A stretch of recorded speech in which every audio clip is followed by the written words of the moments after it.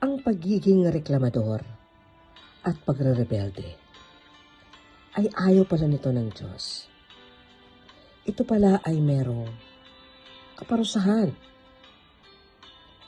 In Deuteronomy chapter 1 verses 35 to 37, isa man sa inyo hindi makarating sa lupaing aking ipinangako sa inyong mga ninuno, maliban kay Caleb na anak na Jephunneh.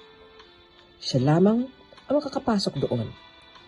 Bibigay ko sa kanya at sa kanyang magiging angkan ang lupaing maabot niya, sapagkat lubusan siyang sumusunod sa akin. Nagalit din sa akin si Yahweh dahil sa inyo. Sinabi niya, kahit ikaw, Moses, ay hindi makakapasok sa lupang iyon. Amen? Ito ay tungkol sa sermon ni Moses, kung saan inaalala niya ang pagsuway ng mga Israelita at ang naging hatol ng Diyos sa kanila sa Kades Barnea. Amen? Sabi diyan, isa man sa inyo ay hindi makarating. Amen? Dahil sa kawalan ng pananampalataya at pagrerebelde ng mga matatandang Israelita, yung henerasyon lumabas sa Ehipto, nagpasya ang Diyos na hindi sila makakapasok sa lupang pangako sa Kanaan. Ipinapakita nito na ang kawalan ng pananampalataya ay may seryosong bunga. Amen? Dahil natakot silang sakupin ng lupain at nagreklamo laban sa Diyos. Ang parusa ay ang hindi pagtapak sa lupang ipinangako niya.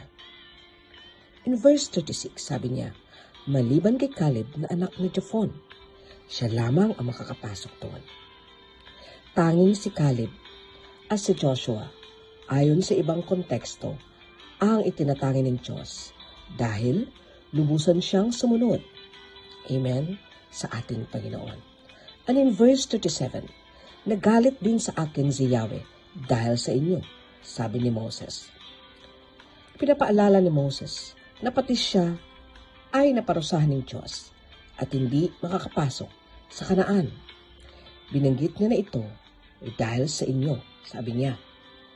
Dahil sa matigas na ulo ng mga Israelita na nagtulak kay Moses na magalit at magkamali sa Mereba. Ipinapakita nito na ang Diyos ay makatarungan at walang kinikilingan kahit ang pinuno ay napaparusahan kapag nagkamali. Ang pagiging disipulo ay nangangailangan ng pananagutan. Ano ang implikasyon ng talatang ito? Amen?